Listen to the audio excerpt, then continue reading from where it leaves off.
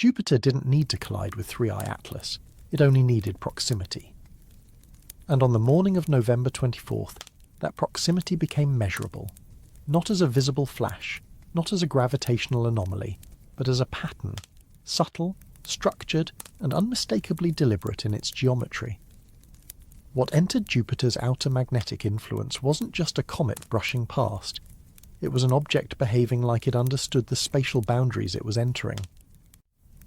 At 4:44 a.m. Universal Time, Jupiter's outer magnetotail, more than 60 million kilometers from its center, registered a deviation in local plasma velocity. This region, typically chaotic and influenced by the sun's fluctuating solar wind, suddenly aligned.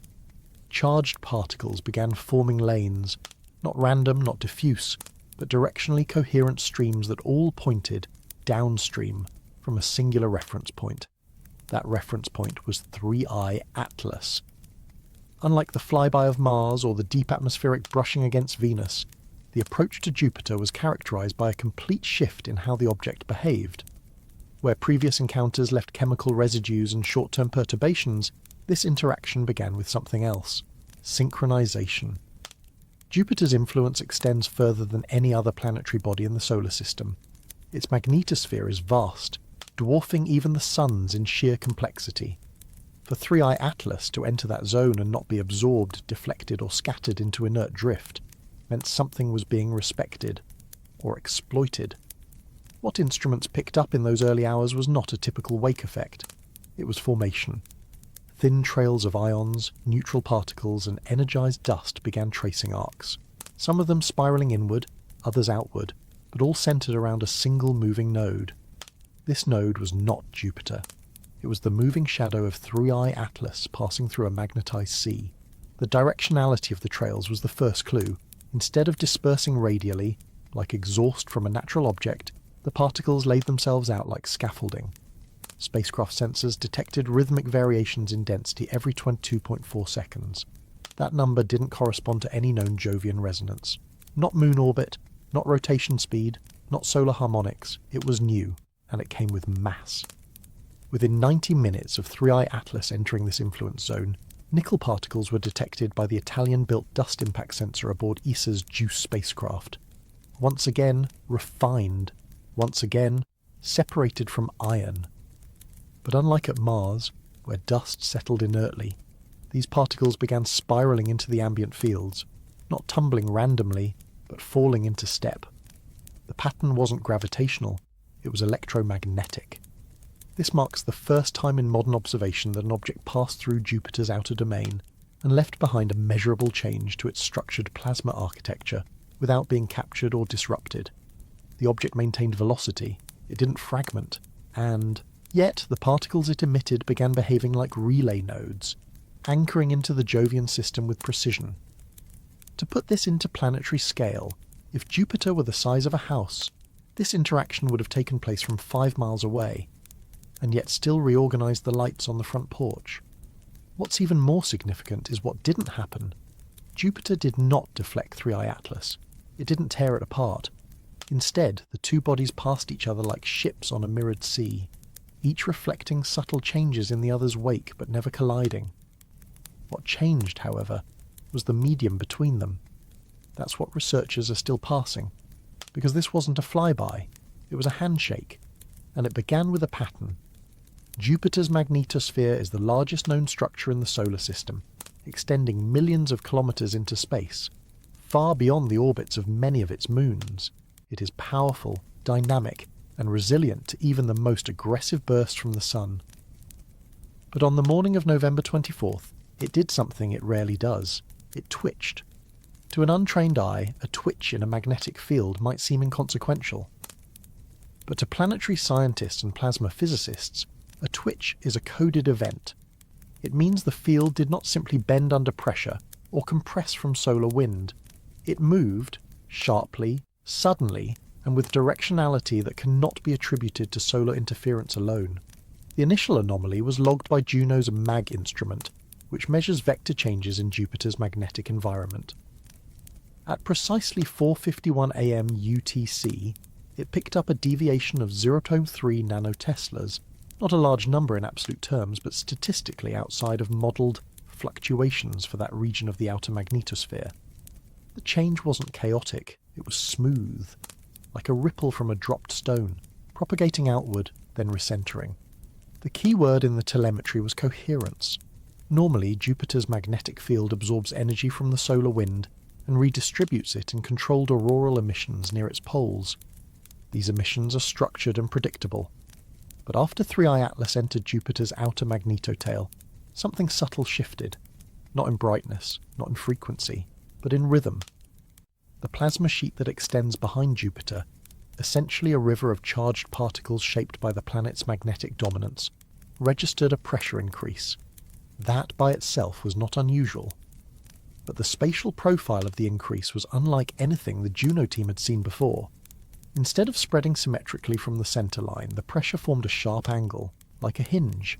Imagine a curtain being pulled slightly to the side by an unseen hand. That's what the telemetry showed. A diagonal crease in the field, and at the centre of that crease, the calculated position of 3I-ATLAS's plasma wake, now interacting with Jupiter's outermost field lines. This was not just passive turbulence, it was directional, interaction. Magnetic field models that account for solar wind, moon influences, and internal dynamo activity could not explain the angular torque. And when teams began ruling out solar input, no coronal mass ejection, no sudden flare, no interplanetary shockwave, the conclusion became harder to avoid. The cause was local. To appreciate how significant this is, consider that Jupiter's magnetosphere is powerful enough to strip atmosphere from its moons, trap deadly radiation for years, and distort the very shape of the solar wind around it. For it to twitch requires an input that does more than nudge. It needs to push with precision. And that's exactly what seemed to happen. The notion that an object the size of 3I-ATLAS, a relatively small interstellar visitor, could induce even a momentary asymmetry in Jupiter's magnetosphere challenges fundamental assumptions about both the comet and the field it encountered. But the data is clear. The field bent, not from inside, not from solar force, but from something moving past it. Post-analysis revealed secondary harmonics in the mag data, faint, repeating, and spaced every 3.6 seconds. This spacing is not random. It mirrors emission patterns seen at Mars when 3I-ATLAS passed. Pulsed harmonics, like a signal, or a consequence.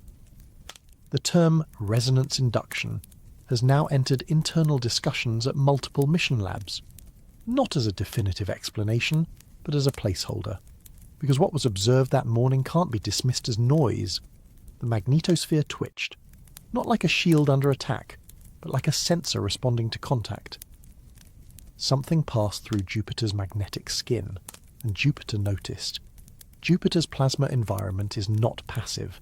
It's sculpted by motion. Jupiter's rapid 10-hour rotation, its strong magnetic field, and the relentless flow of charged particles from its volcanic moon, Io.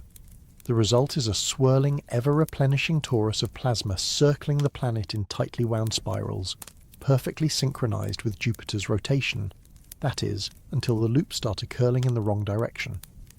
At 5:03 a.m. UTC on November 24th, the Jovian Energetic Particle Detector instrument, JEDI, aboard the Juno spacecraft detected a sudden asymmetry in electron flux along the magnetic equator.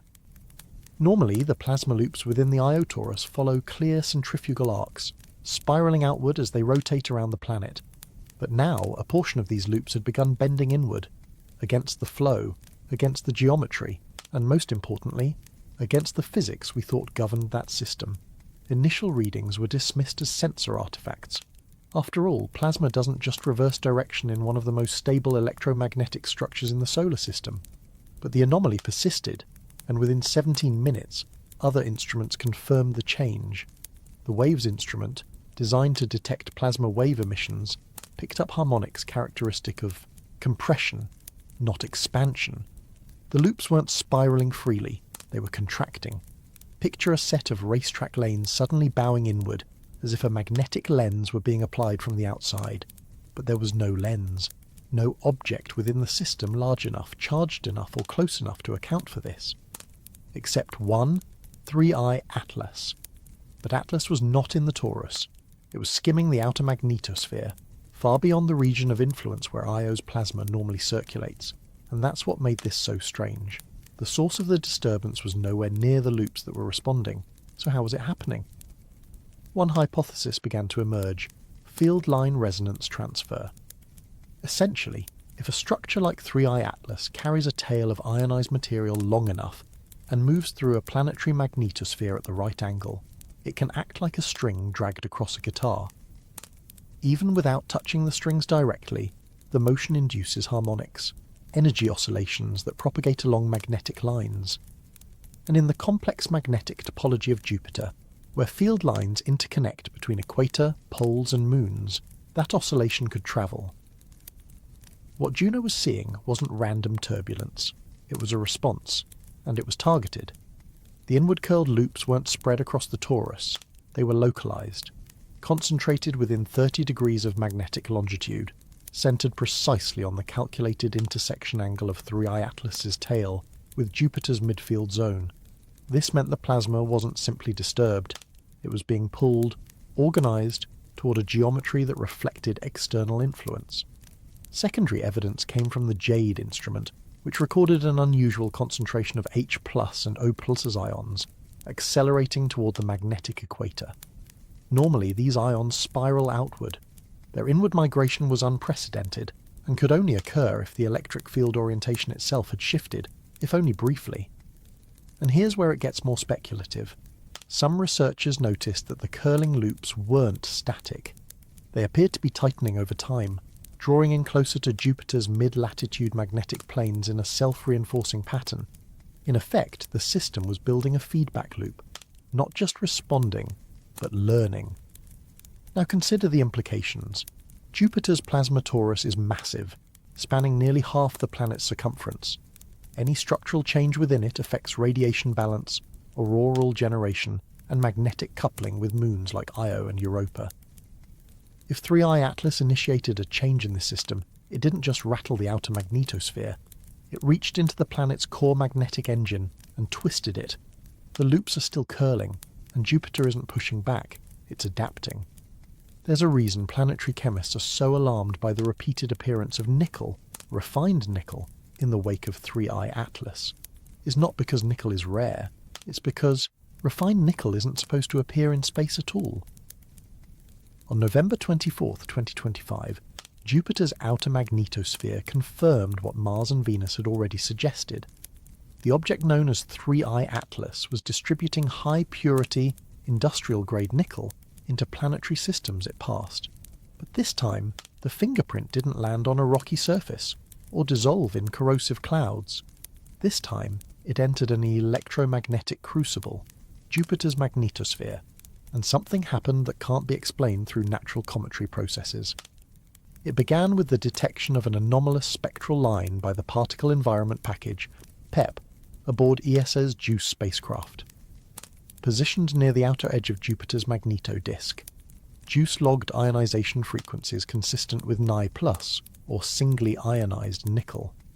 Not unusual in itself, except for the intensity. The emissions were strong enough to suggest localized concentrations 10 times higher than background, and once again, no iron. This violates a fundamental rule of cosmic chemistry. Iron and nickel form together in stars, condense together in protoplanetary disks, and are almost always found in locked ratios. The universal average? About 18.1, 18 atoms of iron for every one of nickel. And yet here, again, the ratio was inverted. No iron lines were detectable, just nickel. Refined, concentrated, free-floating and charged. This was not a one-off detection. For nearly 40 minutes after 3I-ATLAS passed closest to Jupiter, particle detectors across multiple spacecraft recorded repeat samples of these nickel ions, moving in a narrow band, like a chemical ribbon, cutting across the planet's magnetic equator. Their trajectory didn't match that of ambient particles in the Jovian plasma environment. Instead, they followed a sharply defined path, suggesting they were not dispersed dust from cometary shedding, but part of a collimated emission, a targeted release. This aligns with previous encounters. On Mars, a refined nickel appeared embedded in the regolith, unnaturally pure, with crystalline structuring that resembled industrial metallurgy. On Venus, nickel was captured by the upper sulfuric acid clouds, forming compounds only stable in synthetic lab environments. And now, here at Jupiter, the pattern repeated, but with an added twist: motion. Juno's JADE instrument picked up the nickel trail moving perpendicular to the typical corrotation flow. That is, it wasn't being dragged along by Jupiter's magnetic field like most ions. It was resisting that pull, cutting across it. This suggests either initial kinetic velocity or active electromagnetic shielding. Either way, natural cometary ejection mechanisms cannot explain the behaviour. So the question arises again: how is this nickel being refined, and why is it being released in structured paths? The leading hypothesis, still whispered behind closed doors, is that 3I-ATLAS underwent a natural process similar to the Mond method, an industrial technique used on Earth to separate nickel from iron using carbon monoxide. Under this theory, volatile conditions inside the comet allowed for the selective vaporization of nickel carbonyl, which then decomposed into pure nickel under solar radiation. But even if this occurred naturally, the persistence of that signature across multiple planets, and now within Jupiter's magnetosphere, implies more than just coincidence. It implies repeatability. Nickel is more than just a metal. In catalytic chemistry, it's a tool, a way to accelerate reactions, lower activation energy thresholds, and build complexity from simplicity. On Earth, it's used in everything from hydrogenation to battery development. In space, its appearance, isolated and reactive, is both rare and potentially transformative. So what does it mean when a non-native object deposits refined nickel into the largest electromagnetic system in our solar system? It means the system is being seeded. Whether by accident or intent, Jupiter has now absorbed a new ingredient, a fingerprint that carries with it the memory of process. And that process is not native to any comet we've ever studied. The fingerprint is there, and it's spreading. The moment 3I-ATLAS pierced the edge of Jupiter's magnetosphere, something subtle but measurable began to unfold in the space around it. It wasn't dramatic, it wasn't visible, but it was fundamental. Atoms began trading electrons. This process, called charge exchange, isn't rare in space. In fact, it's one of the primary mechanisms by which planetary magnetospheres interact with the solar wind. But what happened on the morning of November 24th wasn't typical solar plasma behaviour. It was localised, synchronised, and directional. The patterns indicated that 3I-ATLAS wasn't just passing through space, it was triggering responses in it. Let's break this down. Charge exchange occurs when a high-energy ion steals an electron from a neutral atom, creating a new ion and releasing radiation in the process. This usually happens in diffuse regions where energetic particles interact with atmospheric gases, like Earth's auroras or Jupiter's glowing limb. But what happened today occurred far from Jupiter's main atmospheric shell, in the magnetotail, where densities are low and interaction times are brief. At exactly 5:12 am UTC, JUICE's neutral and ion mass spectrometer, NIM, detected an increase in hydrogen atoms losing their electrons, not gradually, instantly. A wave of stripped hydrogen passed through the region near the outer magnetic sheet, followed closely by spikes in oxygen and carbon ions behaving the same way. This is key. The signature wasn't isotropic. The ions weren't spreading randomly. They were curling inward, converging into thin arcs that traced back toward 3I-ATLAS's projected tailpath. Think of it like contrails behind an aircraft, but made of chemically altered atoms. And then came the conics, formation. The Ayres plasma wave instrument aboard JUICE detected emissions that traced the curvature of a cone. Its base aimed at Jupiter's magnetic equator, its tip aligned with the tail of the comet. These weren't weak radio signals. They were strong enough to saturate part of the detection bandwidth for over 40 seconds, creating a perfect V-shape in the instrument's frequency-time plots. So what causes a charge exchange cone? On Earth, this type of signal only forms in controlled laboratory conditions when directed ion beams interact with neutral gas clouds under magnetic confinement. In Jupiter's environment, the only plausible explanation is that a moving ion source, 3I-ATLAS, was trailing a cloud of energetic particles that met a denser band of neutrals inside the Jovian sheath. But there's a problem with that theory. The densities required to produce the observed magnitude of charge exchange exceed what a typical comet should be able to generate. Even at close range, 3I-ATLAS shouldn't have had enough mass or speed to inject this much ionized material into Jupiter's plasma environment, unless what it carried was chemically primed to trigger the reaction. And that's exactly what the nickel data seems to suggest. Nickel, particularly when refined, acts as a catalyst in charge transfer reactions. On Earth, it facilitates hydrogenation and electron flow in various organic and industrial processes. In space, if nickel nanoparticles or charged surfaces are present, they can enhance ionization cross-sections, effectively amplifying the probability of charge exchange, and refined nickel was there. It had already been logged. So the process may have gone like this.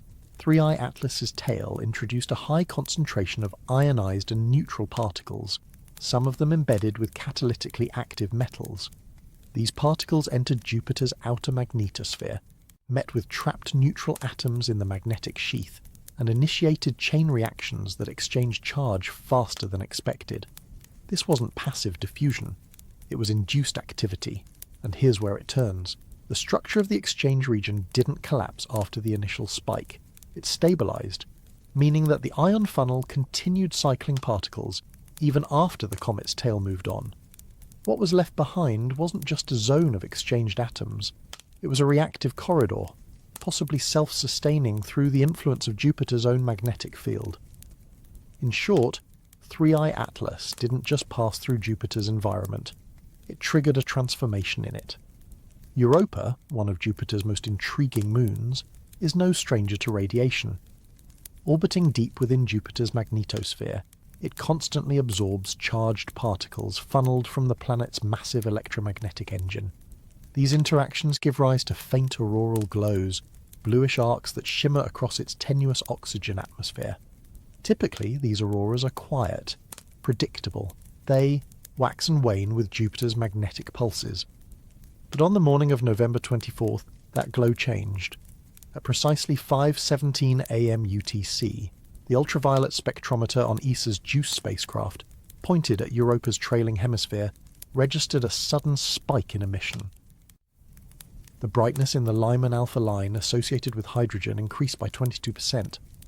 But more intriguing was the morphology. The aurora didn't spread across the moon uniformly. Instead, it bifurcated. Two arcs, nearly parallel, running from pole to pole along lines of magnetic longitude. That shape had never been seen before, and nothing else in the environment could explain it. There was no solar flare, no coronal mass ejection. Jupiter's own magnetosphere hadn't compressed, yet Europa's auroral system had entered a state of elevated excitation, and the structure of the excitation was unnatural, symmetrical, polarized, and precisely timed with the moment 3I-ATLAS's tail had completed its arc across Jupiter's outer field lines. Researchers familiar with Europa's magnetic environment know that most auroral activity on the Moon is linked to interactions with Jupiter's rotating plasma sheet. As the magnetic equator sweeps past Europa every 10 hours, it drags with it charged particles that energize the Moon's thin atmosphere. This effect is normally strongest on the leading hemisphere, where the Moon plows through the plasma head-on. But this event occurred on the trailing side. That detail is important. It suggests the energy source wasn't coming from Jupiter. It was coming from behind Europa. This lines up with the calculated position of the ion cone formed by charge exchange in Chapter 5. If that ion corridor extended across the Jovian system, parts of it could have passed directly through Europa's orbital path. The Moon's own motion, trailing behind the cone, would place its hemisphere under a direct influence from the wake of 3I-ATLAS.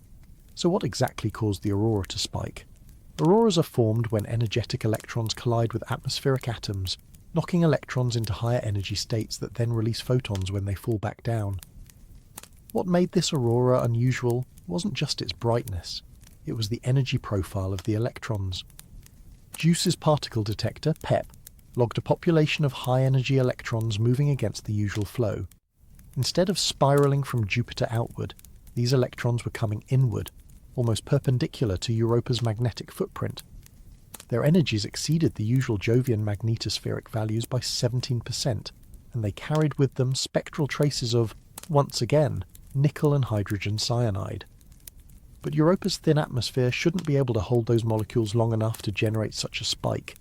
Unless the aurora wasn't just from particle precipitation, it might have been from chemical interaction. If trace amounts of cyanide, like those previously found on Mars and Venus, entered Europa's atmosphere, and if those molecules were energized by the same particles travelling through the ion corridor, then the aurora may have been partially chemical in origin, a hybrid between radiation-driven excitation and chemically induced fluorescence. Another clue came 9 minutes later. NASA's Juno spacecraft, still orbiting within the inner Jovian system, recorded a backscatter reflection in the extreme UV spectrum, originating from Europa's hemisphere and bouncing off the inner plasma sheet. The implication was staggering. Europa had become an active emitter, not just a passive absorber, a tiny moon with a frozen shell and an ocean beneath, just lit up, not from within, but from what touched it from beyond. The aurora was not a flare-up, it was a handshake, and Europa responded. Jupiter's plasma torus, the vast ring of charged particles that encircles the planet along the orbit of its moon Io, is one of the most energetic and chemically complex structures in the entire solar system. Fueled primarily by volcanic gases ejected from Io, particularly sulfur and oxygen ions, this torus glows in ultraviolet and radio wavelengths, spinning with Jupiter's 10-hour day and interacting with its magnetic field in a constant state of electromagnetic tension. But on the morning of November 24th, something foreign entered this torus. Something small, something molecular, something that didn't belong there. At 5:24 a.m. UTC, JUICE's Neutral Particle Analyzer, NPA, picked up discrete clusters of light mass organics, molecules that shouldn't survive in such a high-energy environment. These were not the sulfur oxides or ionized oxygen fragments typical of the torus. Instead, they were chemically distinct. Traces of hydrogen cyanide, pockets of methyl isocyanate, even fragments resembling nitriles, a class of organic molecules often seen as precursors to amino acids. They weren't drifting freely. They were travelling in bands, thin, spiral paths that matched the torus's rotation rate, but didn't match its chemical profile. More specifically, they were timed. Instruments logged periodic concentrations every 90 kilometres, not randomly scattered, repeating. This pattern had implications. In natural plasma environments, particles diffuse.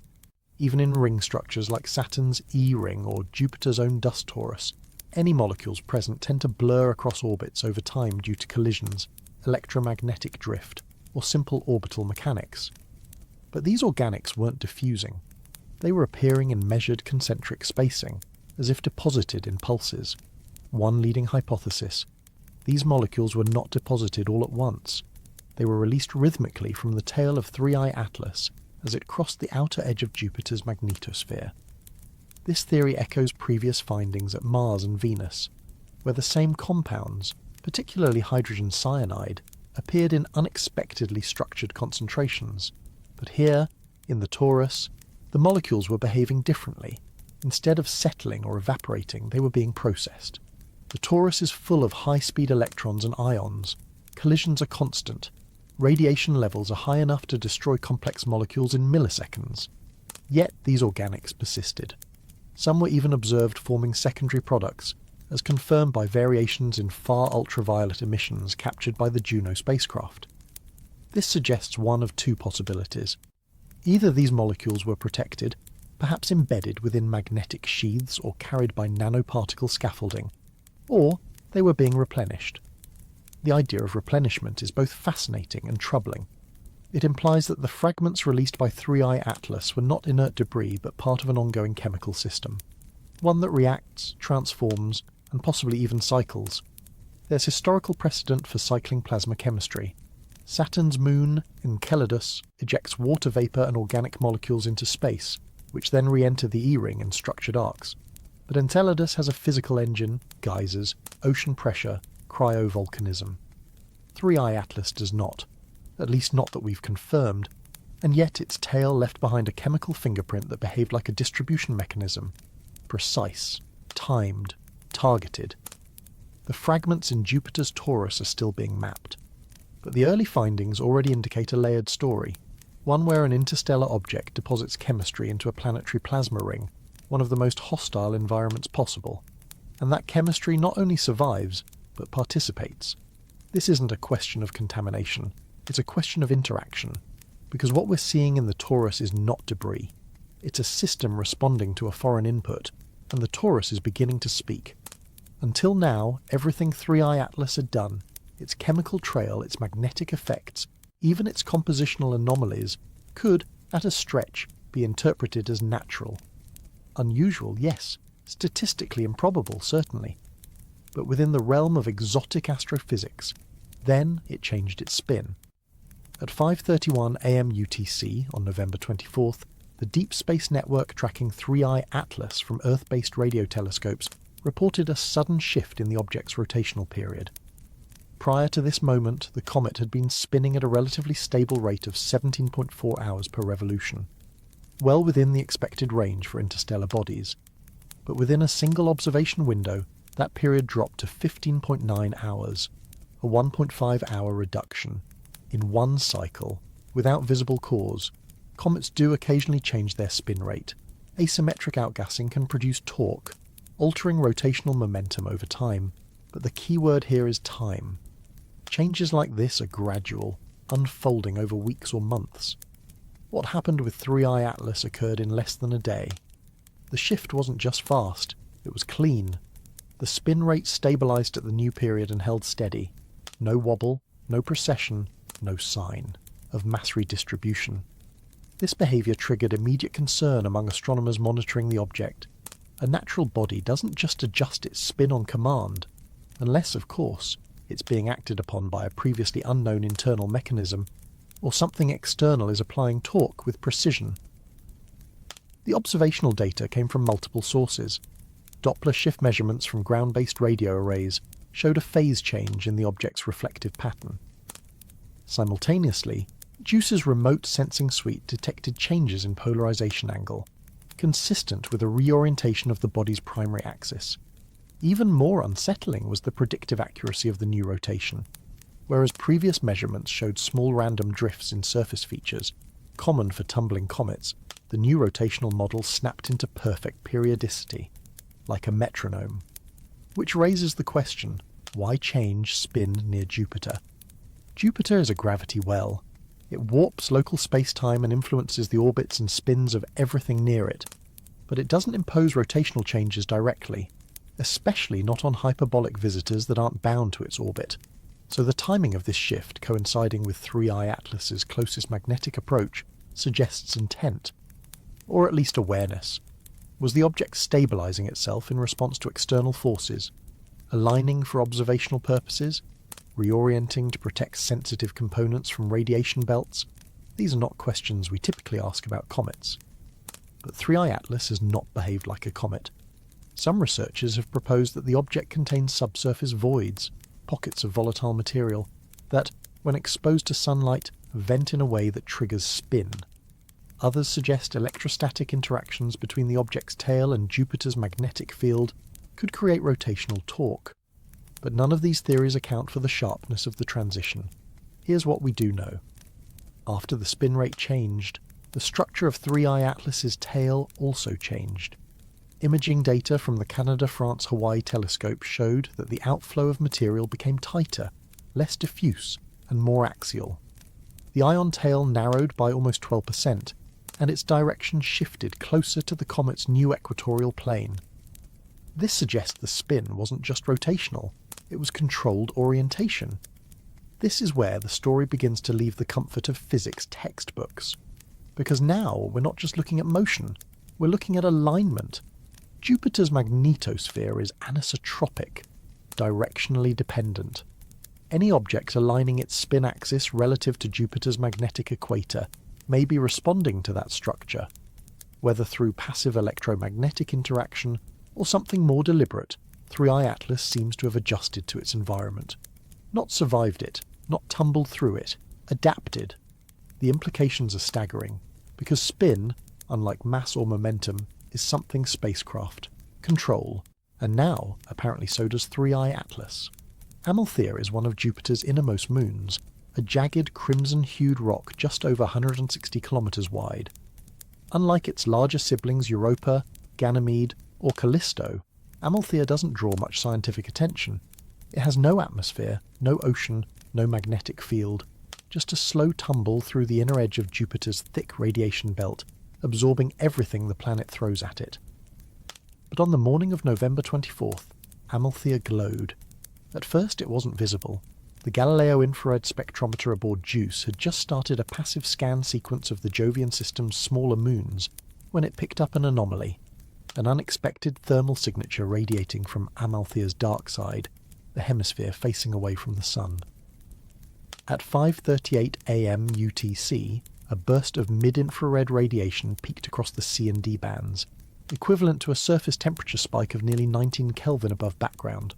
That may not sound like much, but for a moon that normally sits just above absolute zero on its night side, it's a profound and unprecedented jump. The heat wasn't uniform. It came from a single elongated region on Amalthea's equator, approximately 24 kilometres in length, stretching diagonally across a ridge-like formation catalogued in past topographic maps. No impacts were recorded. No geysers, no plume.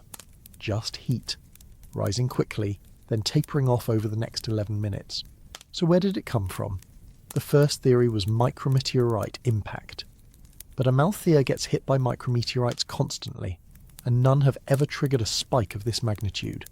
The second theory, Jovian particle bombardment, also fell short.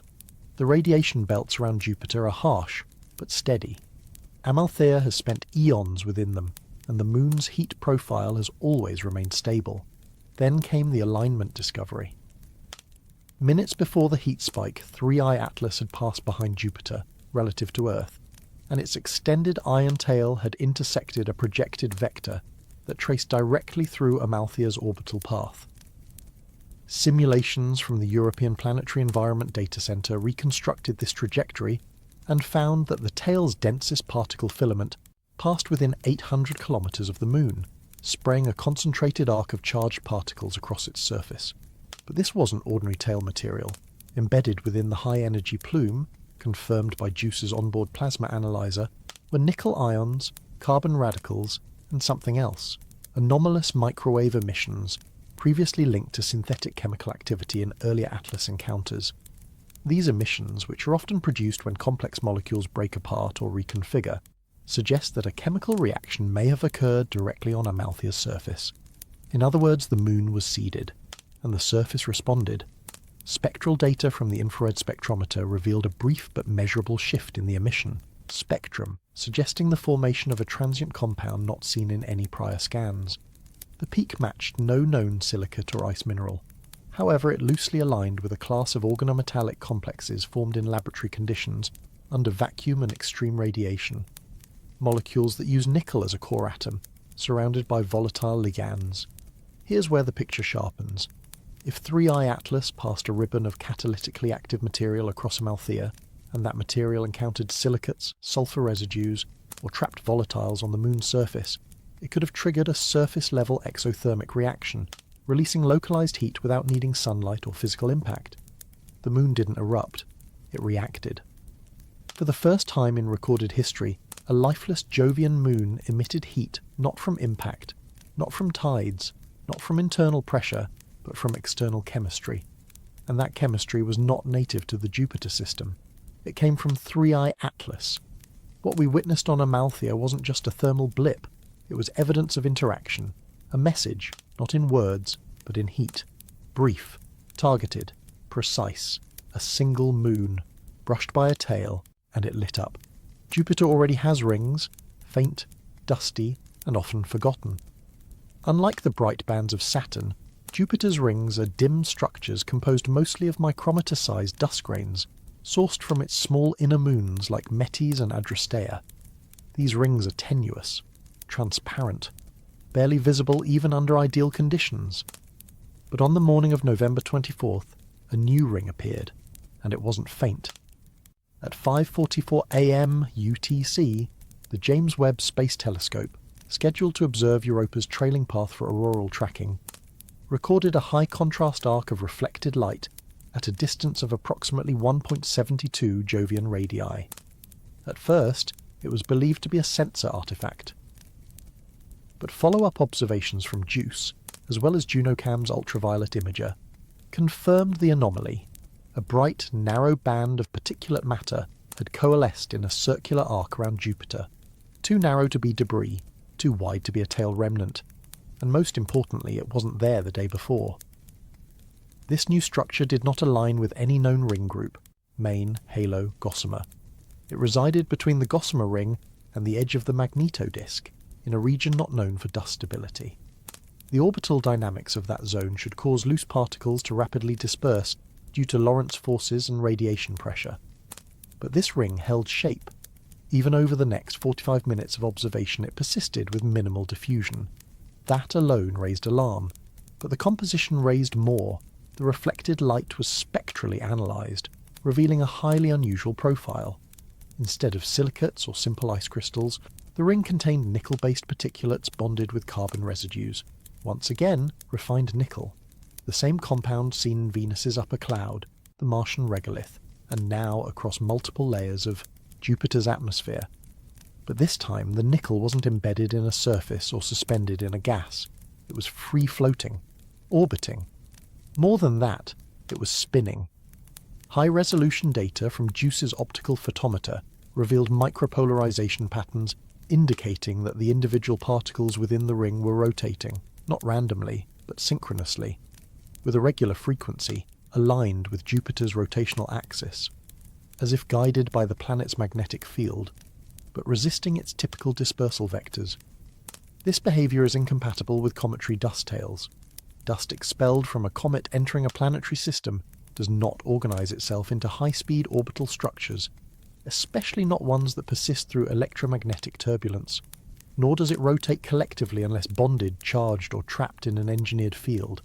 And yet, there it was, a glowing filament, wrapped tightly around Jupiter, spinning silently. The most compelling clue came from Juno's magnetometer. While passing near the equatorial zone, it recorded a localized magnetic dip at the precise latitude of the new ring. The anomaly matched what physicists call a diamagnetic exclusion zone, a field suppression typically seen when charged particles collectively repel external magnetic lines. In laboratory conditions, this only occurs when particles organize into coherent plasma shells or engineered ring currents, meaning this ring wasn't just a passive feature, it was affecting Jupiter's magnetic field, not violently, not destructively, but measurably and deliberately. This leads to one of the most unnerving implications of the entire 3I-ATLAS event. This object may not just be interacting with celestial systems, it may be altering them, stabilizing orbitals, injecting materials, and building structures that persist after it leaves. Because when a bright, spinning ring appears around the largest planet in the solar system, formed not from debris but from refined material we cannot explain, it's not just a dust trail, its infrastructure.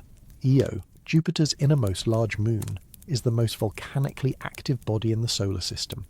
Its surface constantly reshapes itself through massive eruptions, spewing sulfur, sulfur dioxide, and a range of other compounds hundreds of kilometers into space. These plumes not only define Io's alien landscape, they also feed Jupiter's plasma torus, linking moon and planet in a violent, energetic loop. But on the morning of November 24th, that cycle broke. The plumes stopped.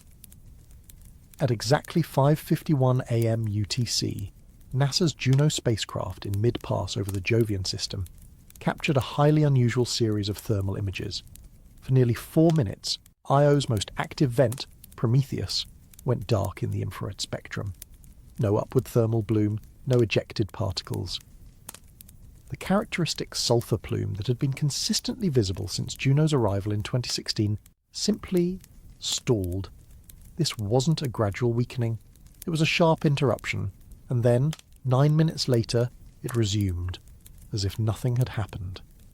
This pause would have been dismissed as an instrument glitch, if it weren't for what JUICE picked up simultaneously. From its vantage point beyond Europa, JUICE detected a sudden drop in plasma density within the Io torus, accompanied by a sharp fall-off in sulfur ionization levels. These two readings together confirmed that Io had not just paused a single volcano, it had interrupted its entire plasma contribution to Jupiter. This is extraordinary. Io's volcanic activity is believed to be driven by tidal heating. Gravitational interactions between Io, Europa, Ganymede and Jupiter stretch the Moon's interior, generating constant heat and pressure that fuels eruptions. This is a stable, continuous process. There is no known mechanism, natural or otherwise, that could shut it off, even temporarily, unless an external field interrupted the energy pathway. At the same moment that Io's plume shut down, 3I-ATLAS's magnetic tail was passing directly above Jupiter's equator, aligned with the inner magnetospheric field lines that connect to Io's plasma footprint. Scientists reviewing magnetic reconstructions found an inversion event, a brief realignment of the local magnetic topology caused by a transverse wave in the Jovian field. The waveform matched patterns previously observed near artificial magnetic field generators. This inverted pulse could have disrupted the delicate ionosphere volcano interaction at Io's surface, preventing plasma particles from rising or momentarily choking the electric currents that help drive subsurface heating. But that's not the most troubling part. High-resolution chemical sensors on JUICE's mass analyzer detected trace elements within the torus that were not present before the plume shut down, specifically monatomic sulfur bound to nickel ions. These fragments do not exist naturally in Jupiter's system and should not survive the energy environment of the torus. Their appearance immediately following the plume's disappearance suggests chemical displacement. In other words, the materials that should have come from Io were already there, deposited in advance, as if 3I-ATLAS had anticipated the sulfur interruption and filled the gap. The implications are staggering. This suggests not only that the object affected Io's volcanoes, but that it may have engineered a replacement signal, feeding Jupiter's plasma environment with its own custom sulfur compounds to maintain energetic balance. Jupiter never noticed the pause. Because the system stayed stable, Io's silence was masked, its absence covered. We've never seen this before, not from nature, not from physics, but now from something else. A volcano stalled, and something filled the silence. Hydrogen is everywhere in the Jupiter system, from the planet's thick atmosphere, composed mostly of hydrogen and helium, to the constant stream of ionized hydrogen flowing in and out of the magnetosphere. It's the most fundamental particle in Jupiter's massive energy engine. Every instrument that studies the planet tracks hydrogen in some form: proton counts, Lyman alpha emissions, energetic particle flux. But on the morning of November 24th, that stream went quiet. At 5:58 a.m. UTC, the Jovian Auroral Distributions Experiment JADE aboard Juno recorded a sudden drop in hydrogen flux across all energy bands. The count of low-energy protons fell by 38%, while the high-energy bands nearly flatlined. This wasn't a local fluctuation. Simultaneously, the Hubble Space Telescope, scanning Jupiter's aurora, registered an unprecedented dimming in the Lyman alpha ultraviolet line, a spectral fingerprint of hydrogen excitation. The term used by mission scientists was chilling: hydrogen dropout. Never before had the planet exhibited this kind of coordinated suppression. In the past, CME impacts and magnetic storms had altered hydrogen flow, but they always caused spikes, intensification, not reduction. This was the opposite, a shut-off, as if a key electrical circuit in Jupiter's magnetosphere had been disabled. So what could suppress hydrogen in a system defined by it? The answer came from JUICE's plasma wave spectrometer, which logged an unusual broadband absorption pattern precisely at the moment of dropout. Instead of detecting the usual hydrogen plasma resonance, it saw null zones, regions where expected wave frequencies were entirely absent. This suggests not just particle loss, but field-level interference. In layman's terms, something wasn't just blocking hydrogen, it was absorbing or redirecting the energy before it could be measured. At the same time, the magnetometer on Juno picked up a low-frequency pulse, travelling away from 3I-ATLAS's current position. The pulse, moving perpendicular to the field lines, matched known frequencies associated with ion cyclotron resonance, a phenomenon used in experimental propulsion and plasma containment on Earth.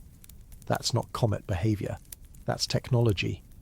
Adding to the mystery, this dropout occurred just as Jupiter was expected to begin its usual plasma loading cycle, where hydrogen from Io's torus gets accelerated into the inner radiation belts. But this cycle never initiated. The protons weren't just missing, they were not being injected in the first place, and yet the system stayed balanced. Despite the missing hydrogen, Jupiter's radiation belt intensities remained stable. Aurora emissions quickly resumed normal levels just 22 minutes later. It was as if another mechanism had taken over, something invisible, something substitutional. Chemical sensors picked up trace amounts of deuterium, the heavier isotope of hydrogen, in the wake of the dropout zone. Deuterium is rare in the outer solar system and typically requires high-energy reactions or artificial fractionation to be present in measurable amounts. Its sudden appearance here suggests either enrichment from an external source or synthetic separation of hydrogen isotopes as part of an engineered process. Which leads to the bigger question, why suppress hydrogen at all? One hypothesis gaining traction is that 3I-ATLAS uses hydrogen as a control mechanism.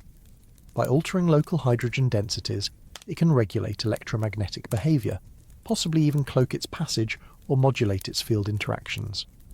In this view, the dropout isn't a failure, it's a feature, a deliberate pause, a shielded breath, a momentary disengagement from the system to avoid detection or manipulation. If true, this means that 3I-ATLAS not only understands the electromagnetic scaffolding of Jupiter, it knows how to turn it off. And that idea is far more terrifying than a simple mystery. Ganymede, the largest moon in the solar system, is a world of contradictions. It's the only moon known to possess its own magnetic field, it hosts a subterranean ocean beneath a frozen crust, and it orbits within the extreme environment of Jupiter's magnetosphere, constantly bombarded by radiation and plasma.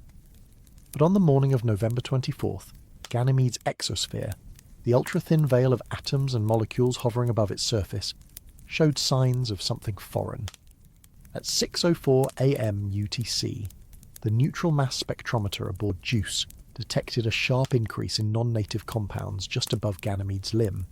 Typically, the Moon's exosphere contains only trace amounts of water vapour, oxygen, atoms from ice degradation, and a few sodium ions.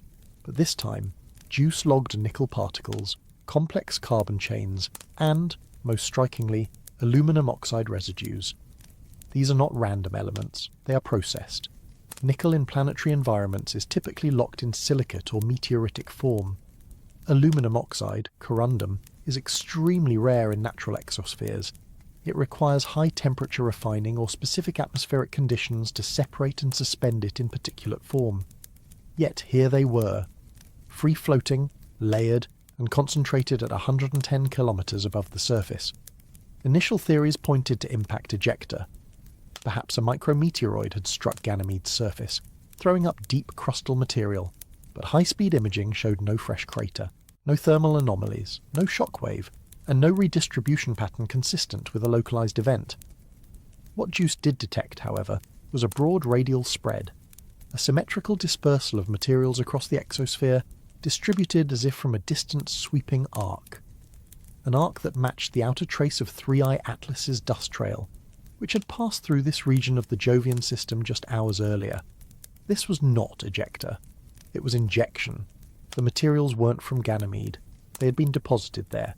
The shape of the deposition was also odd.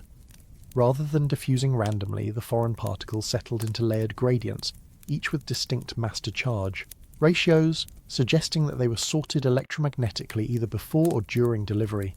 This isn't something that occurs through natural cometary shedding. It requires either a controlled particle stream or a mechanism of separation en route. The implications are profound. Ganymede's magnetic field interacts with Jupiter's in a complex dance of reconnection events, flux ropes, and particle exchange.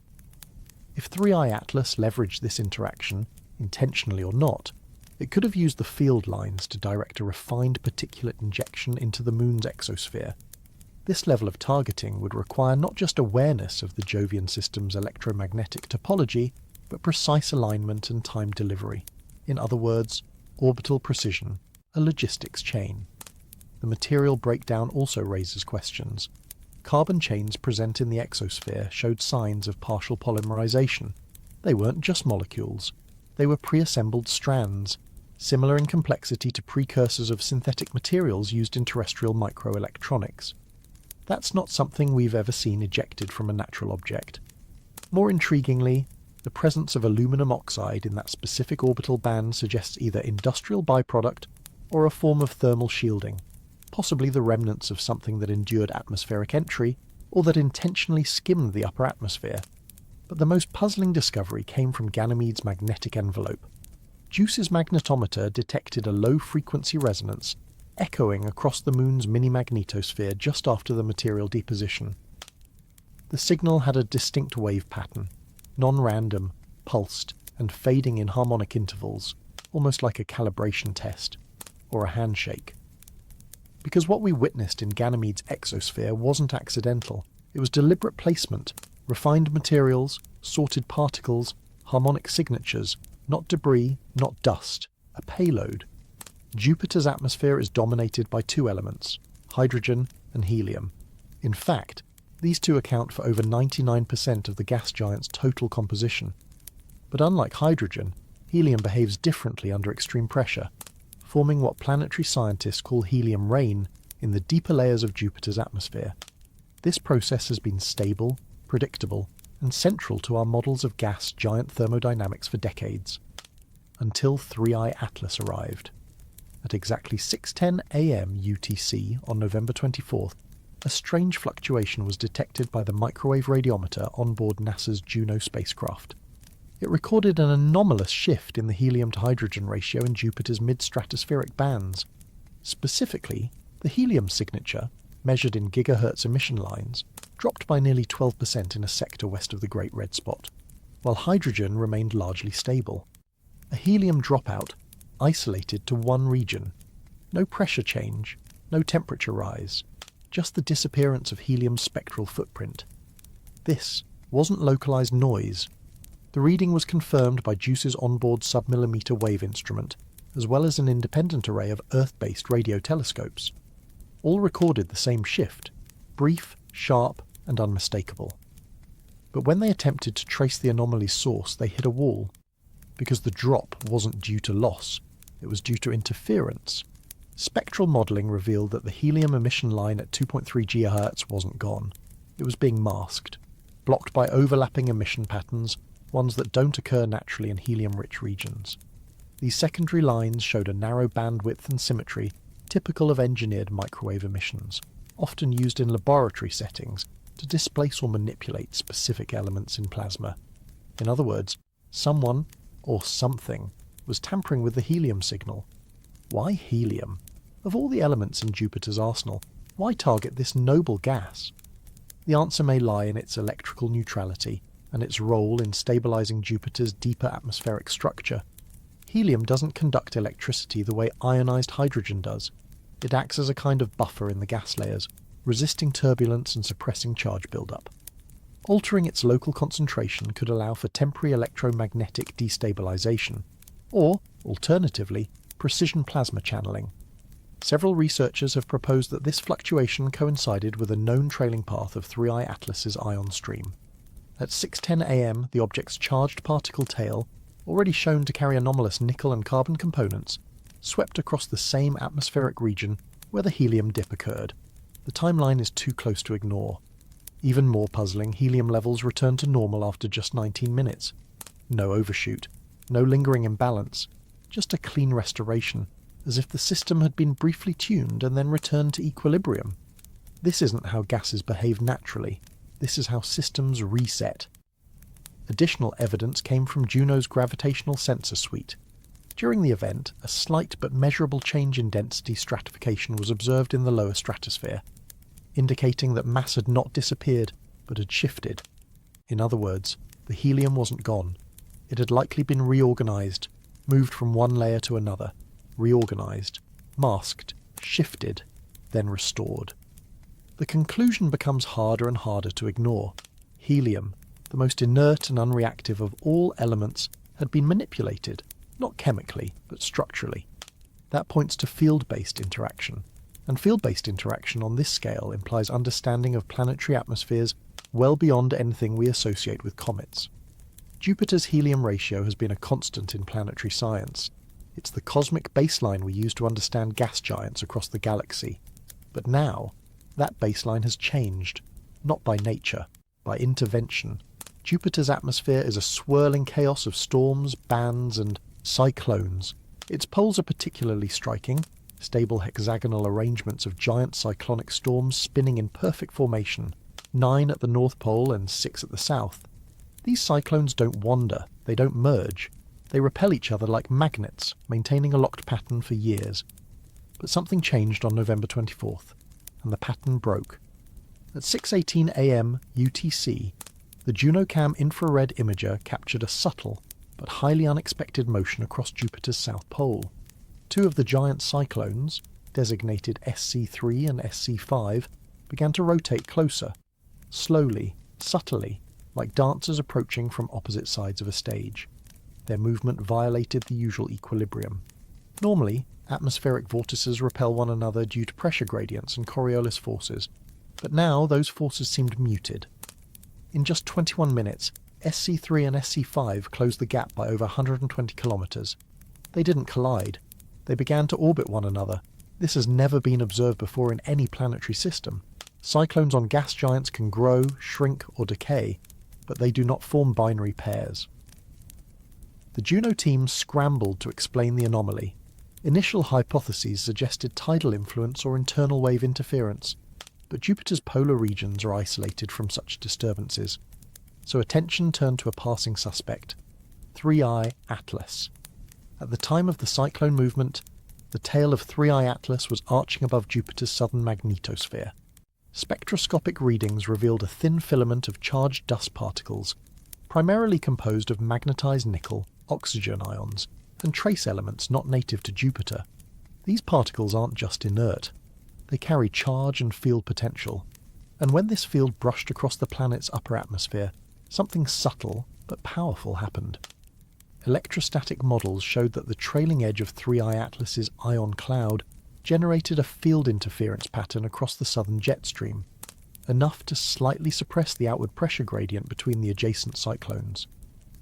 This reduction, although minuscule, allowed the existing Coriolis force to take dominance, nudging the storms toward one another rather than keeping them apart.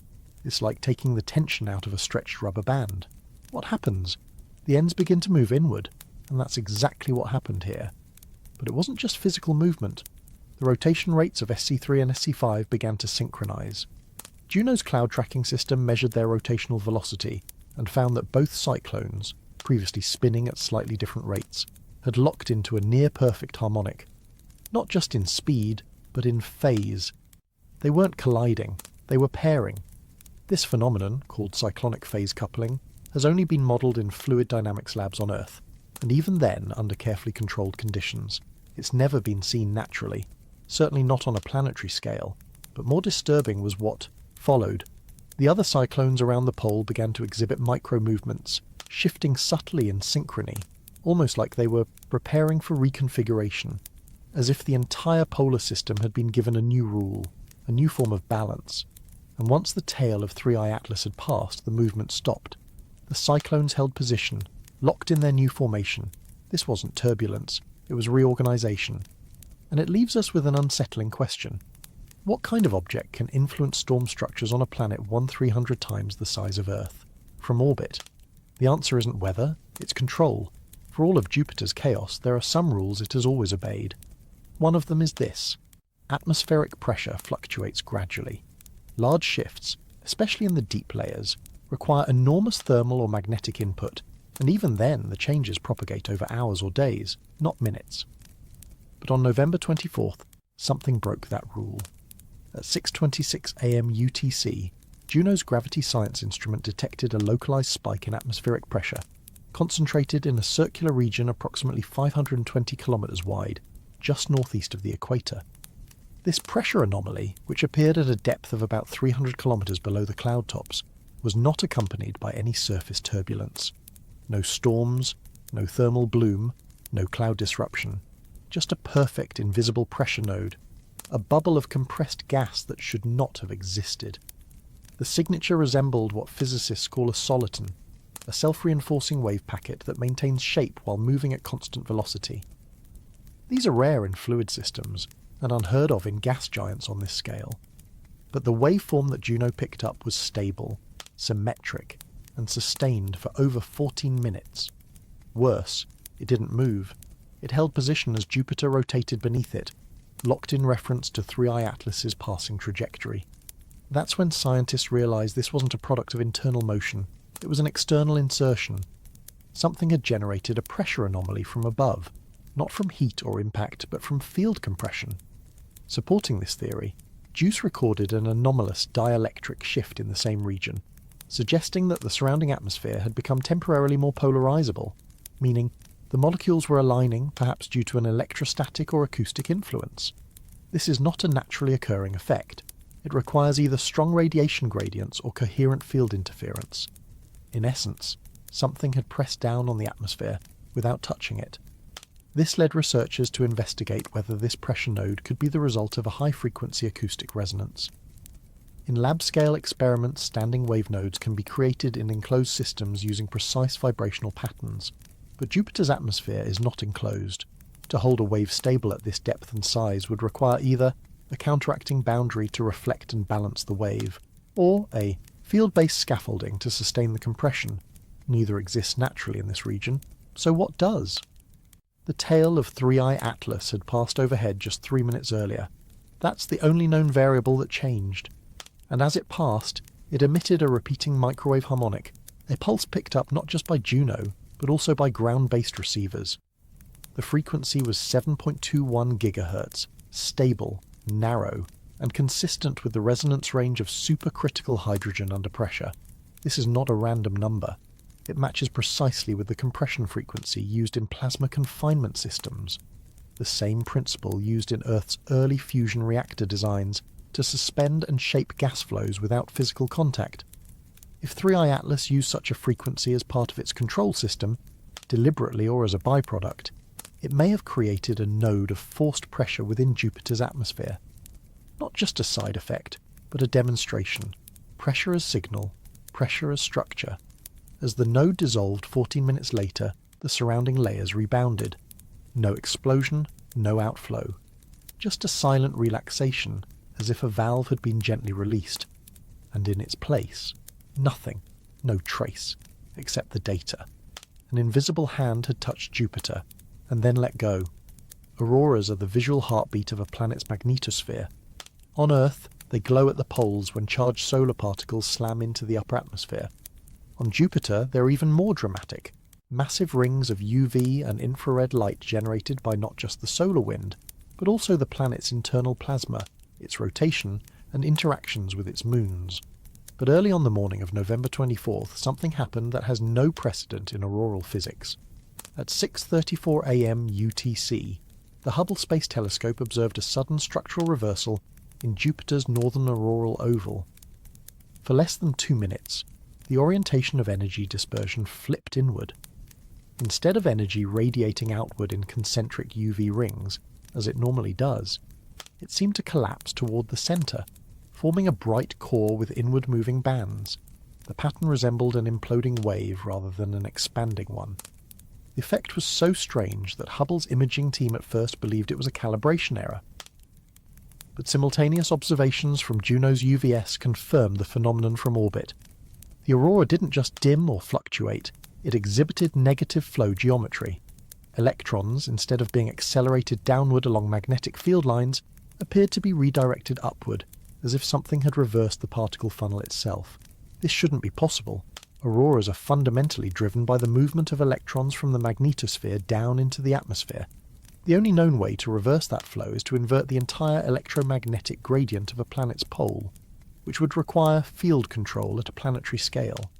So how did it happen? All models point to the same moment. 3I-ATLAS's magnetic tail had passed over Jupiter's northern hemisphere just 90 seconds prior. Instruments on both JUICE and Juno recorded a transient polarity wave, a shift in magnetic orientation consistent with field reconnection events, but happening in reverse. Instead of external fields snapping into Jupiter's, they appeared to be pushing them away, forming an interference pattern that altered electron acceleration paths. It was as if Jupiter's magnetic pole had been unplugged and briefly rewired. But the strangeness didn't stop there. Spectral analysis of the inverted aurora revealed unexpected emissions at 18.4 nanometers, a wavelength associated with ionized argon, a gas not typically visible in Jupiter's upper atmosphere. Argon requires a specific energy threshold to fluoresce. Its presence during the inversion suggests either an external particle injection or a sudden vertical lifting of deep atmospheric gases into the auroral zone. This was not just a visual glitch, it was a structural reconfiguration. Then, as suddenly as it began, the aurora snapped back to its normal outward ring pattern. The inversion vanished. The energy flow returned to baseline. But the magnetometer aboard Juno never stopped detecting the anomaly's signature. It lingered for over 11 minutes after the aurora had normalized, like a residual memory embedded in the field. And the orientation of Jupiter's magnetic north? It shifted by 0.2 degrees, a tiny amount, but measurable, permanent. This wasn't just an aurora being flipped. It was Jupiter itself reacting to a foreign force, a force that understands magnetic architecture. That can reverse particle flows without destroying the system. That can leave a planet's atmosphere untouched, while rewriting the way it glows. The inverted aurora wasn't a symptom. It was a signal, and the silence from every space agency afterward, just as inverted. Callisto, the outermost of Jupiter's 4 Galilean moons, is often overlooked. It's quiet, cold, geologically inactive. Unlike Europa's ocean or Io's volcanoes, Callisto is a relic, unchanged for billions of years. Its surface is ancient, cratered and frozen, and its thin exosphere contains little more than traces of carbon dioxide and molecular oxygen. And yet, on the morning of November 24th, something unprecedented happened. At 6:41 a.m. UTC, the thermal imaging array aboard the JUICE spacecraft detected a sudden temperature drop in the equatorial region of Callisto. The decline was dramatic. Surface readings plunged by 9.4 Kelvin in less than 4 minutes. In absolute terms, that may seem minor, but for a moon that rarely changes by even 1/10 of a degree in a day, this was a thermal freefall. No shadow, no eclipse, no albedo shift. The sun hadn't changed, but Callisto had gone cold. Infrared readings showed the cooling wasn't uniform. The drop began at one longitude, directly beneath the arc of 3I-ATLAS's tail, and radiated outward in concentric rings. The effect mimicked the spread of a shockwave, but in reverse. Instead of heat rising from a source, cold was imploding inward, as if energy was being extracted. There was no evidence of sublimation, no frost deposition, no cloud interference. And yet, the moon's regolith, a mixture of ice and rock, responded as if exposed to a sudden vacuum sink in the thermal field. That shouldn't be possible. Thermal conduction on Callisto is slow. With no atmosphere to speak of and no internal heat flow, temperature changes should occur only through direct radiation loss over many hours. But this was localized, rapid, and perfectly timed. Timed with the passing of 3I-ATLAS. As its tail passed overhead, instruments recorded a sharp increase in far-infrared absorption in the 35-45 micron range. That window is typically associated with radiative cooling through exotic molecular bands, ones rarely seen in nature, but often produced in cryogenic engineering environments. In simpler terms, it looked like something had sprayed the moon with cold light. To test for material causes, JUICE scanned for reflective particulates, such as silicate dust or high albedo ice crystals, that could account for sudden cooling. None were detected. Instead, spectrographs picked up trace amounts of xenon and krypton in the immediate exospheric layer, 2 noble gases often used on Earth in controlled cooling environments, including spacecraft ion propulsion systems. That's not comet chemistry, that's reactor residue. The presence of these gases suggests that either 3I-ATLAS deposited a controlled plume, or that Callisto passed through a thermal field emitted by the object. Either scenario implies directionality, timing, and precision. In other words, intent. The most disturbing aspect wasn't just the drop itself, but what followed. For over an hour after the event, Callisto's surface began radiating structured heat gradients back into space. Perfect concentric temperature rings spaced at mathematically consistent intervals.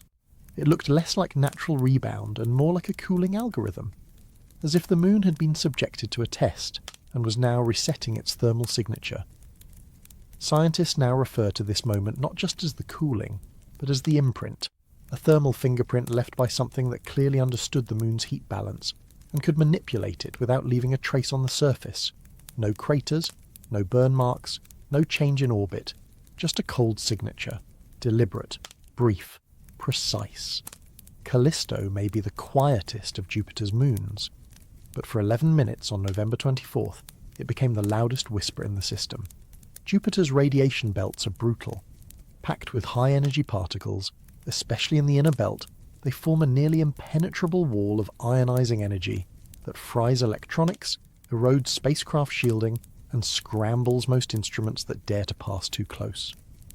This radiation isn't random, it's constant.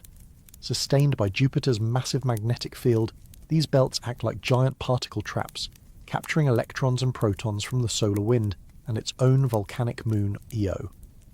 But on the morning of November 24th, something unthinkable happened. At precisely 6:47 a.m. UTC, NASA's Juno probe, while performing a periapsis pass near the inner belt, detected a sudden vacuum in radiation. The high-energy particle counters, which typically register thousands of counts per second, flatlined, not dropped, not lowered, but zeroed out. For 61 full seconds, the inner belt, arguably the most hostile zone in the solar system, went silent. Not a single proton, not one relativistic electron, just black space.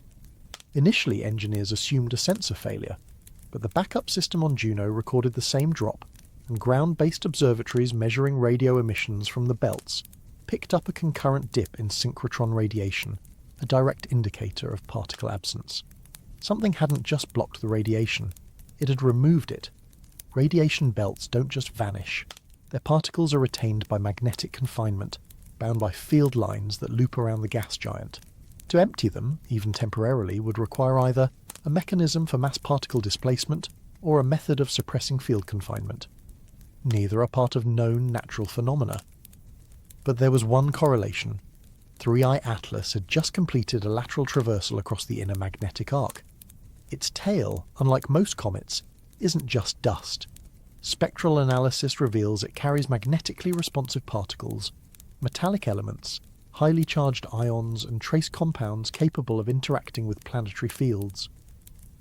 The moment the tail crossed the belt, Juno recorded a spike in oscillating magnetic interference, a pattern similar to what occurs during magnetic reconnection events.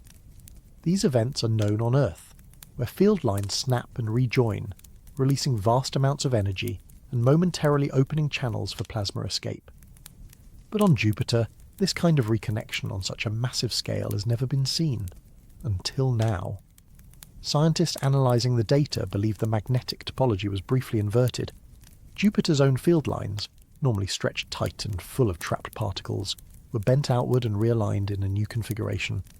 The belts didn't dissipate, they were drained, like fluid escaping through a sudden valve. Then, just as quickly, the field snapped back, and radiation levels began rebuilding within minutes.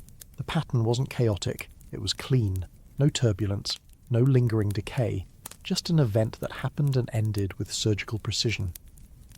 Adding to the mystery, the reloaded belts weren't identical to their previous state. Particle density shifted slightly, and a new frequency spike emerged in the X-band spectrum, a signature not previously recorded around Jupiter. The source remains unidentified, so the question emerges: what kind of object can neutralize one of the most lethal environments in the solar system without destroying it? Not shield against it, not survive it, shut it off. This wasn't a glitch in nature, it was an edit. The radiation belt anomaly now stands as one of the most unexplained events in Jupiter's observational history. Whatever passed through it didn't just leave a mark, it rewrote the space itself, and if 3I-ATLAS can control radiation environments on this scale, then the idea of it being just a comet has officially disintegrated. Jupiter is the loudest planet in the solar system, at least in radio frequencies. Its powerful magnetic field produces constant decometric radio emissions, DARM, which fluctuate based on its rotation, the movement of its moon Io and solar wind interactions. These signals can be picked up with Earth-based radio telescopes, and they follow highly predictable patterns. But early on November 24th, that rhythm was broken. At exactly 6:53 a.m. UTC, 3 separate radio observatories, located in New Mexico, Ukraine and Western Australia, simultaneously detected coherent, repeating pulses within Jupiter's dam emissions. These were not natural bursts. They were structured, interval-locked signals occurring every 406 seconds, lasting for nearly 2 minutes, and modulating within a narrow 22.3 MHz band. The waveform was clean, sinusoidal at first, but then began to exhibit harmonic branching, suggesting it wasn't just a single tone, but a stacked frequency array. This is not how Jupiter's decometric radiation behaves. It is normally stochastic, filled with noise and plasma turbulence. These signals were organised, precise, almost artificial. Even stranger, the source. Triangulation between the radio telescopes and Juno's onboard radio sensors placed the origin point not within Jupiter itself, but slightly above its equator, within the tailpath of 3I-ATLAS as it swept past the planet's dayside hemisphere. This is not a coincidence. The decometric pulse pattern began just 11 seconds after the object's plasma tail intersected Jupiter's magnetic footprint. It's as if the object triggered a resonance cascade, causing the magnetic field to speak, or be spoken through.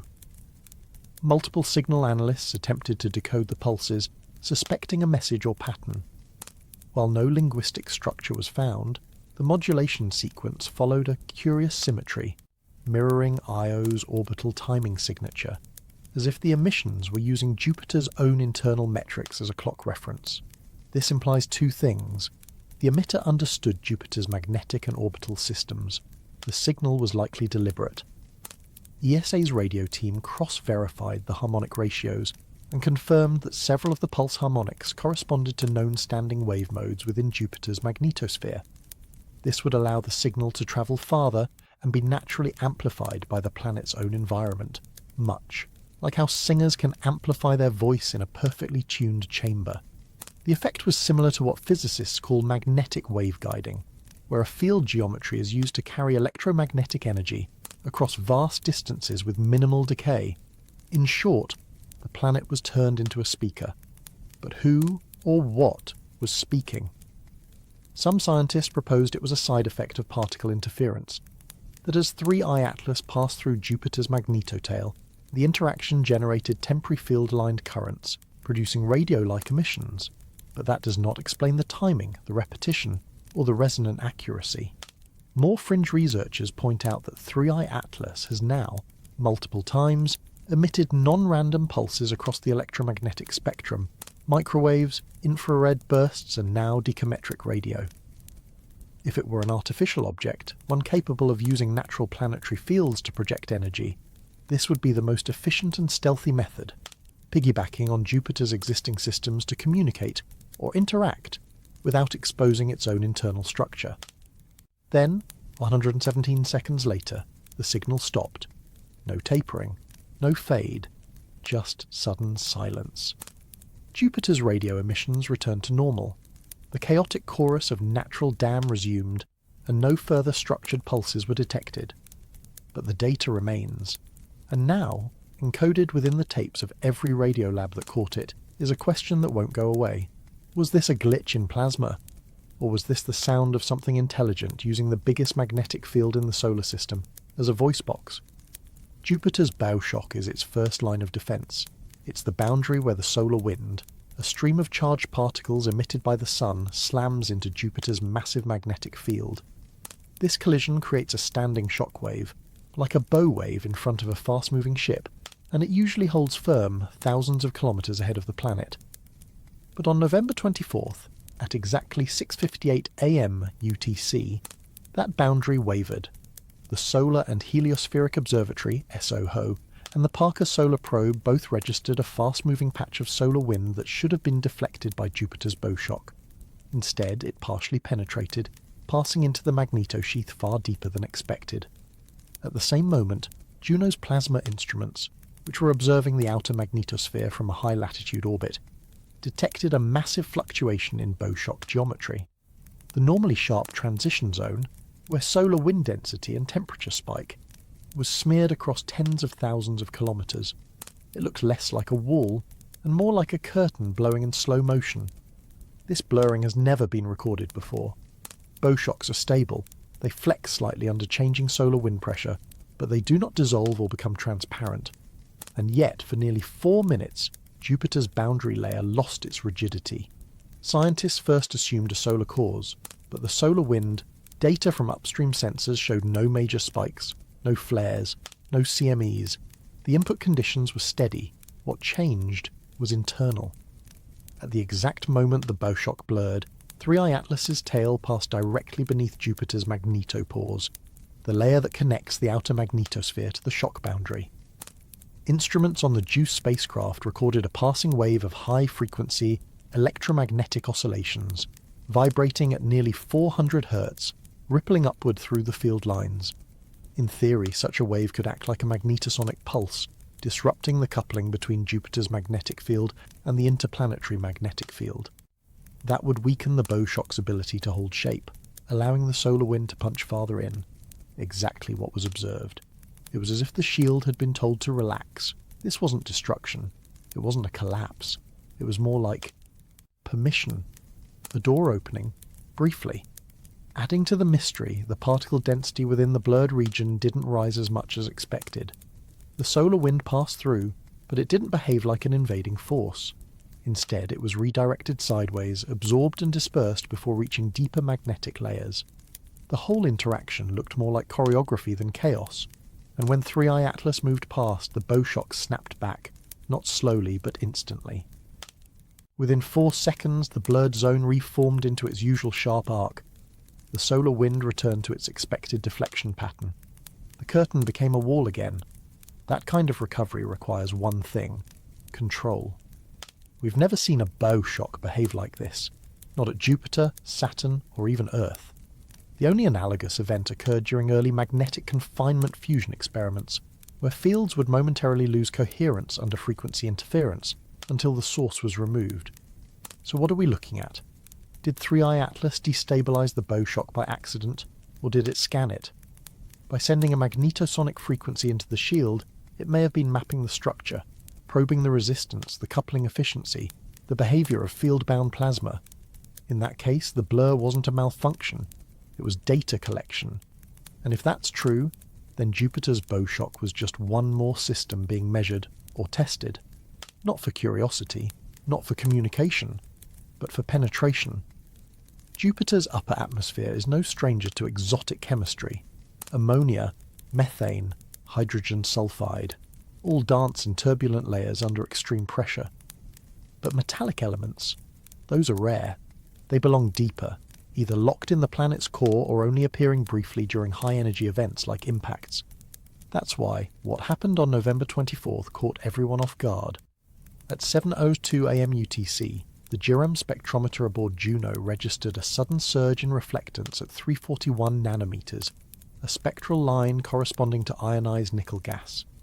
It wasn't just a trace signal. It was a cloud, a massive suspended veil of nickel vapor stretching over 2,000 kilometers above the planet's limb. Nickel shouldn't be there. It's too heavy, too reactive, too prone to binding with sulfur and falling out of the atmosphere. The last time such a nickel signature was seen around Jupiter was during the Shoemaker-Levy 9 impact in 1994, when deep materials were ejected into the stratosphere. But this time, there was no impact, no explosion, no upward plume. The nickel just appeared. It formed in a layered structure hovering above the equatorial jet stream, riding on an invisible shelf. For nearly 8 minutes the cloud remained stationary, optically thin but chemically pure. Then it began to drift westward, dissolving into the broader atmosphere, leaving behind a faint haze that lasted for over an hour. What makes this more mysterious is what passed overhead just seconds before. 3I-ATLAS's electromagnetic wake. Sensors detected a microburst of plasma trailing behind the comet's path. This wasn't solar wind interaction. It had its own frequency, its own ionization pattern. Within that plasma were trace metals, not just nickel, but also cobalt and vanadium, in atomic concentrations far too high for passive dust. That implies a direct release. So did 3I-ATLAS shed this cloud, or did it activate it?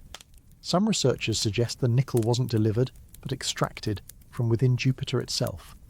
A localized energy transfer tuned precisely to dissociate metallic compounds deep in the atmosphere and loft the liberated nickel into the upper layers via magnetic uplift. There's precedent for this. On Earth, laser ablation can vaporize metals from surfaces with precise wavelength control. On Jupiter, a similar effect could be achieved through resonant microwave injection, targeting bound nickel in hydrogen-rich compounds. The idea is radical, but the numbers don't lie. Jerram's readings showed the nickel cloud had a core density of 0.066 micrograms per cubic meter, too high to be residual, too organized to be random. Its shape was aerodynamic, its edges tapered like a toroidal bubble. And most disturbing of all, the cloud rotated, not in sync with Jupiter's winds, but with the orbital geometry of 3I-ATLAS. It spun at a frequency of 4.3 MHz, matching the object's tail vibration rate as previously observed near Mars. In other words, the cloud wasn't just formed, it was tagged, as if it were part of a controlled emission system. Nickel, when ionized, becomes highly conductive. It can be used to modulate electric fields, enhance reflectivity, or seed plasma structures. The idea that this cloud was part of an engineering process, a test deployment or calibration array, can't be dismissed. Because no natural process produces this much nickel in this shape at this altitude is in complete silence. For now, scientists are calling it the nickel veil. But some are already whispering a new name behind. Closed doors. The print layer. Jupiter radiates immense heat, not just from the sun, but from its own interior. The planet emits more energy than it receives, a result of ongoing gravitational compression and residual formation heat. But this glow is diffuse, steady, and predictable. Until November 24th, when something lit up the deep infrared sensors like never before. At exactly 7:06 a.m. UTC, both the GIRAM instrument aboard Juno and the Spherex telescope in Earth orbit independently recorded 3 sharp infrared flashes originating from Jupiter's mid-troposphere. These weren't lightning strikes. They weren't auroras. They were bursts, concentrated thermal pulses lasting under 0.8 seconds each, firing from a depth that most instruments never even reach. The flashes occurred in the 10 to 12 micron band, corresponding to thermal emissions of approximately 900 Kelvin, far hotter than Jupiter's surrounding cloud layers and located deep beneath the visible weather systems. For reference, this is the kind of temperature normally found in the upper layers of molten lava on Earth. But there were no volcanoes, no impacts, no storm surges, just heat. Appearing and disappearing in pure silence. The pattern was tight. Each flash occurred 7.9 seconds apart, over a span of just 23.7 seconds. That's not a natural rhythm. That's a pulse train. It resembled the kind of deliberate burst sequence used in LiDAR mapping systems or deep Earth tomography.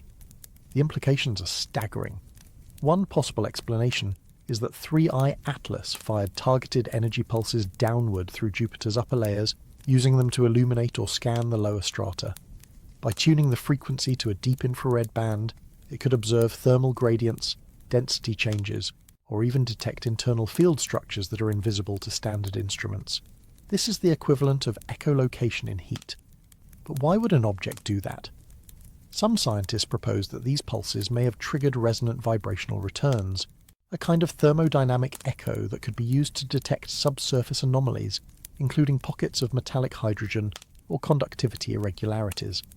Jupiter's interior remains one of the least understood environments in the solar system, and 3I-ATLAS, it seems, was trying to understand it faster than we can. Another theory is that the flashes weren't investigative, but communicative. Infrared is one of the safest, stealthiest ways to transmit energy or information. If 3I-ATLAS was attempting to interface with Jupiter's internal field systems, or even trigger a specific atmospheric reaction, then a heat-coded signal might be the cleanest method. What makes this even stranger is that the pulses aligned vertically with the center of the nickel cloud detected earlier. That cloud formed minutes before the flashes. Its composition, highly conductive. It's possible the nickel acted as a carrier layer, and the infrared burst were a command, signal, triggering a response, a release, or even a temporary modification of Jupiter's atmospheric behavior. This isn't science fiction. It's thermal logic. The final flash coincided with a momentary brightening in the hydrogen continuum layer, an optical flicker seen only for 0.3 seconds, but confirmed by multiple instruments. That flash, scientists now say, marked the end of the sequence. And since then, no further pulses, no repeats, no anomalies. As if the event had served its exact purpose, executed, recorded, and erased. Whatever 3I-ATLAS was doing, it only needed 3 flashes. No more, no less.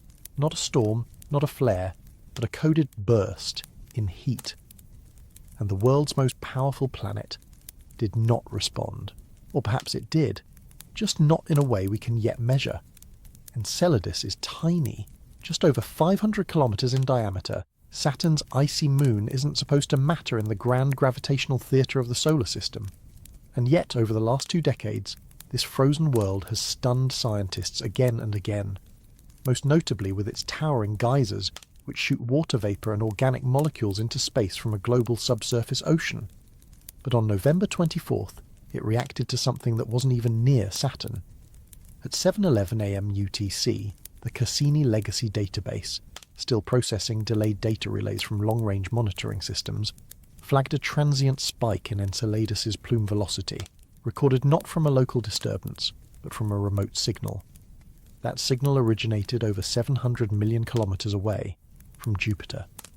Specifically, the moment coincided with the final stage of 3I-ATLAS's traversal across Jupiter's magnetosphere, and yet, within less than 9 seconds, Enceladus's normally steady cryovolcanic jets surged, increasing output velocity by over 41% and sustaining the change for nearly 6 full minutes. That shouldn't be possible. Even at light speed, signals take over 35 minutes to travel between Jupiter and Saturn. Gravitational effects take longer. Electromagnetic fields don't directly link the 2 planets, and yet the timing is exact, down to the second. This led scientists to one theory: entanglement via field resonance. Some researchers have long speculated that the magnetic environments of Jupiter and Saturn might exhibit co-resonant harmonics, that is, shared frequency modes across the heliospheric plasma environment, especially in the presence of powerful interstellar currents.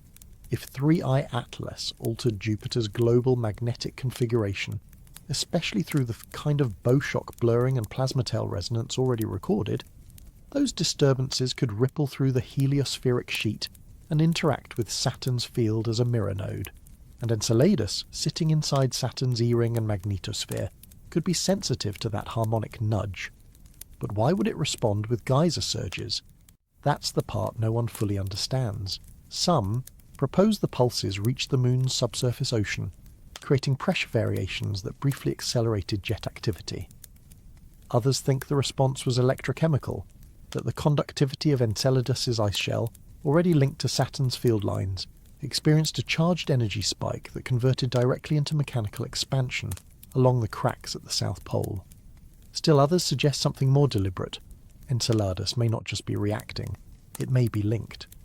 If 3I-ATLAS is interacting with celestial bodies in a networked or sequenced fashion, then Enceladus's reaction might not be one of cause and effect, but of synchronization, a response cue, like a tuning fork struck in harmony with another. In this model, the Moon isn't a passive observer, it's part of a distributed system, a lattice of celestial nodes that respond when something moves the larger magnetic grid. What makes this more than theory is what came next. As the plume velocity faded back to normal, the Europa Clipper, on deep space calibration, recorded a secondary infrared bloom, not from Jupiter, not from Saturn, but from deep interplanetary space, halfway between the two. For 0.6 seconds, a single hot point appeared, moving fast and then disappeared. It's as if something had travelled between Jupiter and Enceladus, or signalled both, and the message? Still unknown. But Enceladus replied, "Magnetic recoil is not a theory. It's a well-documented phenomenon in magnetohydrodynamics, where a large-scale disturbance in a planetary magnetic field causes a temporary collapse or shift in field geometry, followed by a restorative surge. Jupiter experiences this regularly when struck by coronal mass ejections. Its magnetotail compresses, then rebounds. But what happened on November 24th was different. The recoil came late. At 7:16 a.m. UTC, nearly 6 full minutes after 3I-ATLAS passed out of Jupiter's magnetosphere, NASA's Juno probe recorded a sudden and violent field snapback, a textbook signature of magnetic recoil. The field lines, which had been flexed and distorted during the comet's traversal, returned to baseline. But the timing was off. Recoil typically occurs within seconds of the releasing disturbance. Instead, this one took 358 seconds to initiate. Even more puzzling, the delay wasn't silent. During those 6 minutes, Jupiter's magnetic field was static, not settling, not vibrating, just held. It was as if the magnetosphere was waiting. The energy had been displaced, the distortion measured, the plasma pressure contained, but no correction occurred. It was like pulling a rubber band and letting go, and nothing snapping back, until much, much later. Then it hit all at once. The recoil wave surged outward at 1100 kilometers per second, rattling the magnetotail, knocking several onboard instruments into reset, and spiking auroral emissions over both poles. The strength of the snapback wasn't unusual, but the delay is what broke every simulation model. There are only 2 possibilities. Jupiter's field encountered a new form of magnetic inertia, something that stabilized the field temporarily before it could rebound. The field was held, and if it was held, it implies an external influence with the capacity to suspend magnetic equilibrium, something like a lock, a buffer, or a tether. Multiple ground-based observatories confirmed that during the hold window, the planet's normal magnetospheric breathing, its slow rhythm of expansion and contraction, flatlined. No breathing, no drift, just a perfect magnetic stillness. This isn't normal. This isn't noise. This is structure. And then, the most telling clue appeared, not in the magnetosphere, but in the interplanetary magnetic field, IMF, beyond Jupiter. Solar probes tracking the IMF lines saw a brief but measurable phase shift. The lines bent, as if reacting to a temporary anchor point near Jupiter, then released, reverting back as if something had let go. That anchor wasn't the Sun, and it wasn't the planet, it was 3I-ATLAS. The object's tail had briefly synchronized with the field, aligned itself magnetically, and seemingly tethered Jupiter's internal system to the outer IMF. Then, 6 minutes later, it released the tension, allowing the magnetosphere to recoil. That's not passive. That's deliberate manipulation of magnetic architecture. Juno's final log from that window included an odd detail, a spectral audio file of the plasma wave detectors, converted into audible sound, revealed a tone, a single, steady note. No oscillation, no interference, just a hum, holding. And then, silence, followed by the crack of planetary-scale magnetic recoil. This was the last measurable interaction between 3I-ATLAS and Jupiter. No residual trace, no debris, no aftershock, only a gap, a pause, a decision, executed by something that didn't need to act immediately, because it had already planned what came next.